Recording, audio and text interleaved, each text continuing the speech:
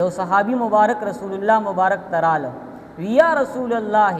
دلنی علی عمل اے دا الله محبوبا ما تداسی یو عمل اوخایا اذا انا عملت به هر کله چې عمل کوم پدی باندې دخلت الجنه چې داخل شمستا جنت تا دا الله رسولا داسی یو عمل راته اوخای چې باغی باندې عمل کوم او داغي په برکت سره جنت تلاړ شم.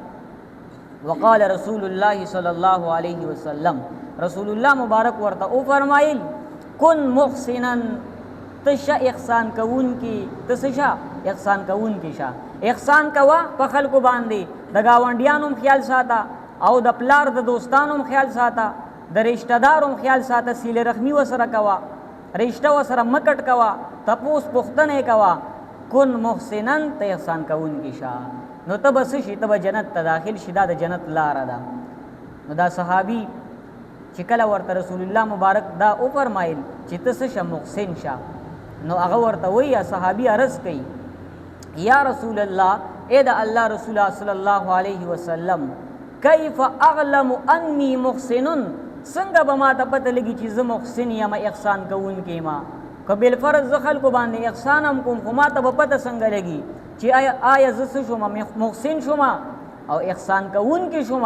نو چې زه محسن شم تاسو فرمایل چې جنت ته داخل شي د جنت دا لار ده نو ما ته څنګه پته لګي چې زه احسان کوون کې ما کیف اعلم انی محسن ما ته څنګه پته لګي د الله رسوله چې زه محسن یم. وقال رسول الله صلی الله علیه وسلم د دوانو جهانو سردار مبارک جناب محمد رسول الله صلی الله علیه وسلم ورته او فرمایل سل جیرانکا ته تپوس کا د خپل گاونډیانو نا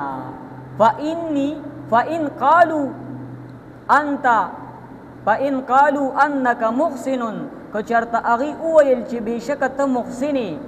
فانت محسن نو بس بیا ته محسنی ته احسان کوونکی ته به د گاونډیانو نه معلومات کې د گاونډیانو نه به تپوس کې څه مطلب یعنی کو ستا گاونډیان نیکان دي دیندار دي گاونډیان دي سری دیندار دي او اسلام پسند دي اسلام خوخی شریعت پسند دي شریعت خوخی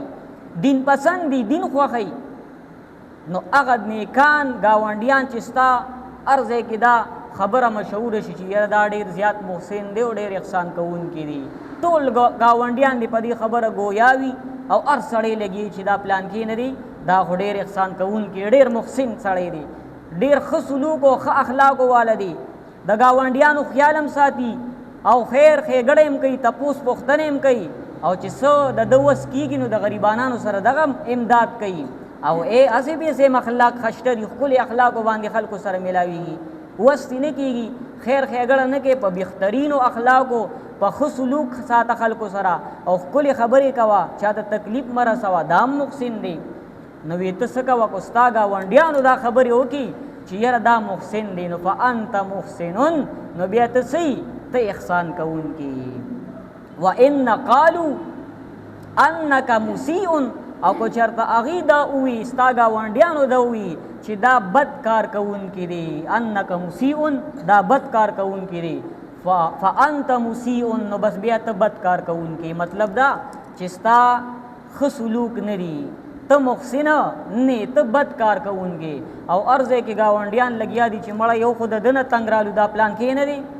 مړه بسر یو کار غلط دی خلکو سره په بد او اخلاق باندې مرضی کنزلم کوي بد ردم وای د مشر او د کشر خیالم نه ساتي نه په کشرانو شفقت کوي نه د مشرانو عزت کوي د سپینو ډکو خاطرم نه کوي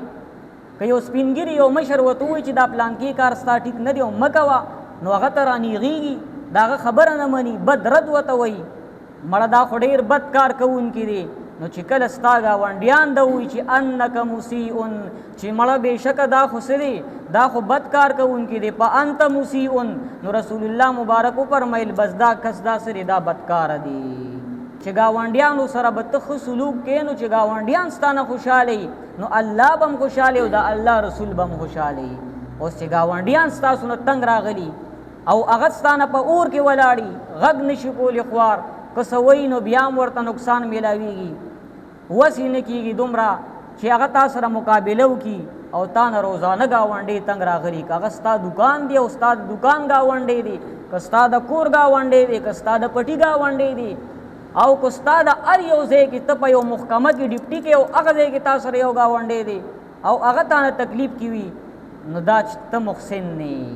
او ستا ایمان هم کامل نه دی. تیر جمعه کې منګه دا ویلو چې ایمان به کامل د چي چې هغه نه گاونډي دا په حفاظت کې وي د د جبې نه د لاس نه د غوږونو نه د هر اندام نه گاونډي د نه حفاظت کی نو دا صحیح سړی دی.